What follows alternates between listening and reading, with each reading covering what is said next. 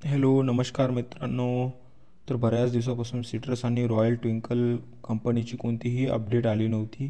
तर आता खूप मोठी अपडेट आलेली आहे आणि ही अपडेट जी आहे ती तुमच्या रिफंडबद्दल असेल. म्हणजे आता जे छोटे गुंतवणूकदार असतील त्यांना पैसे मिळायला सुरुवात झालेली आहे. तर या पूर्ण व्हिडिओमध्ये आपण तेच बघणार आहोत की यामध्ये आपल्याला कशाप्रकारे प्रोसेस करायची आहे की जेणेकरून आपले हे रिफंड आपल्या अकाउंटमध्ये जमा होईल.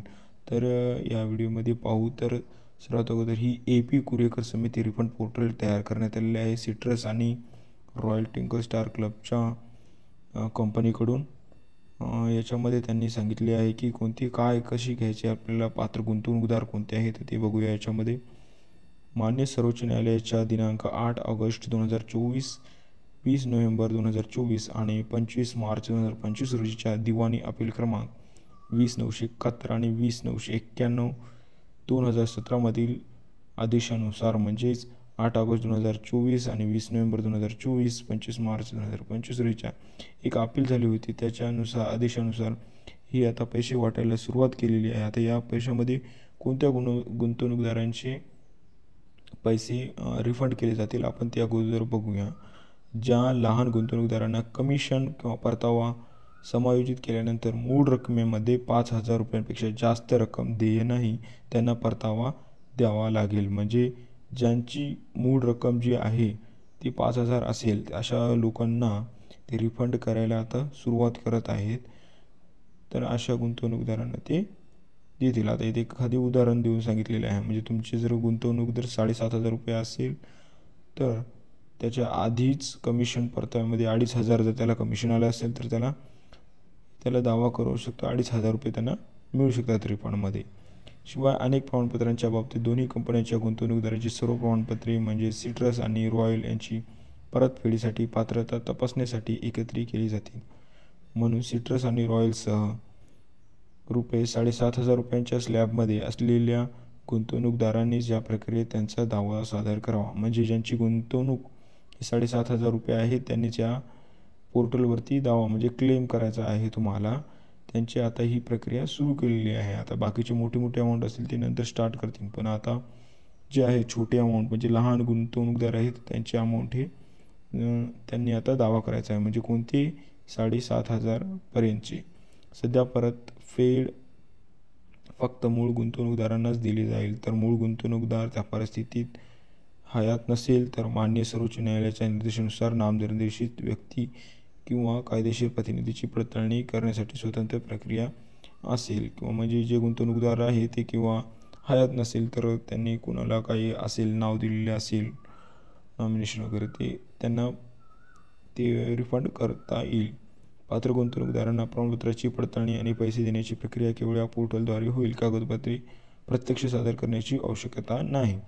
दाव्याची पडताळणी झाल्यानंतर परतफेड आधारशी जोडलेल्या बँक खात्यात जमा केली जाईल. म्हणून गुंतवणूकदारांना त्यांचे बँक खाते आधारशी जोडण्याची विनंती केली जाते. तुम्ही तुमच्या आधारशी जोडलेल्या बँक खात्याची स्थिती येथे तपासू शकता. या साईटवर तुम्ही आधार लिंक आहे का ते चेक करू शकता, तुमच्या मोबाईल नंबरला किंवा तुमच्या बँकेला.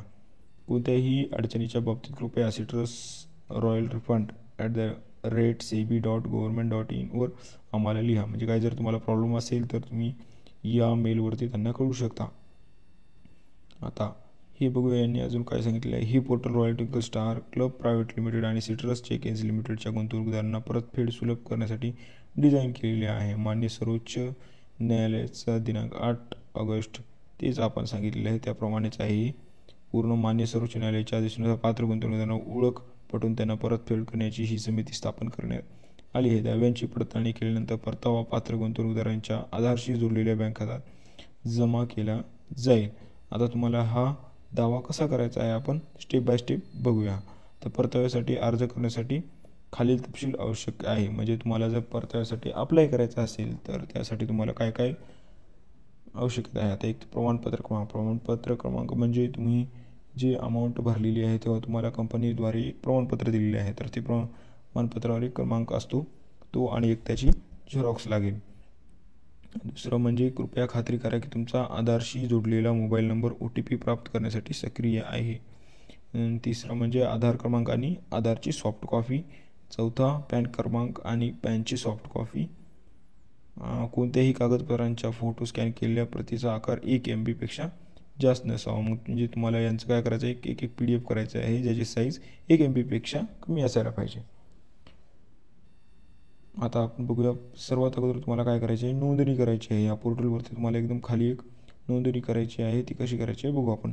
नोंदणी करा परतावा मिळवण्यासाठी तुम्हाला प्रथम स्वतःची नोंदणी करावी लागेल. यासाठी तुम्हाला खाली नमूद दिलेली माहिती द्यावी लागेल. एक तर प्रमाणपत्र क्रमांक, नंतर प्रमाणपत्रावरील अचूक नाव, ते सर्व टाकून मग नंतर त्याच्यावर सत्यापित करायचं आणि दाव्यासाठी नोंदणी करू शकता. आणि जर वारसदार असेल तर त्याचीही नोंदणी करू शकता.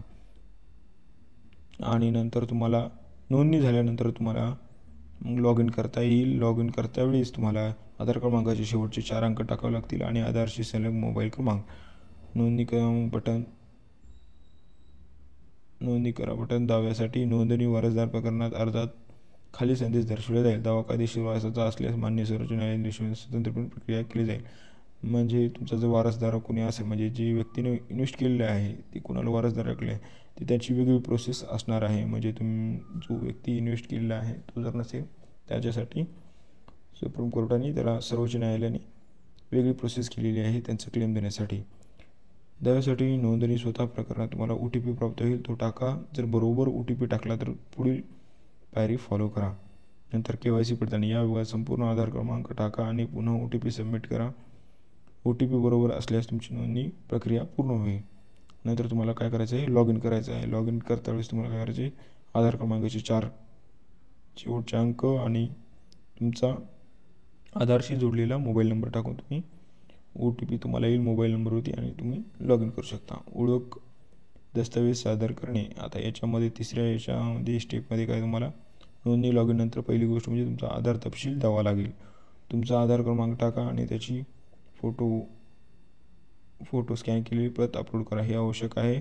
तुम्ही अतिरिक्तरित्या पॅन कार्ड तपशील देखील देऊ शकता. तुमचा पॅन क्रमांक टाका आणि त्याचे फोटो तुम्हाला सुद्धा लागेल. नंतर चौथी स्टेप आहे गुंतवणूक पुरावा सादर करणे. पुढील टप्पा म्हणजे प्रत्येक प्रमाणपत्र आणि संबंधित गुंतवणूक पुरावे फोटो स्कॅन सादर करणे. हे प्रमाणपत्र किंवा पावती असू शकते जे तुम्ही पूर्वीच्या दाव्याच्या वेळी सादर केले होते. तुम्हाला खालील 2 प्रश्नासाठी पर्याय निवडावे लागतील. पूर्वीच्या दाव्याच्या प्रक्रियेत प्रमाणपत्राची प्रत दिली होती का, म्हणजे अगोदर सुद्धा अशी प्रक्रिया सुरू केली होती तर तेव्हा तुम्ही एक प्रत अपलोड केली होती का. नसेल तर नाही करायचं, असेल तर होय करायचं आहे.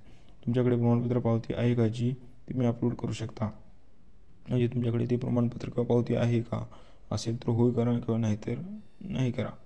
जर दोन्ही उत्तरं नाही दिली तर गुंतवणुकीचा पुरावा अपलोड करणे आवश्यक नाही.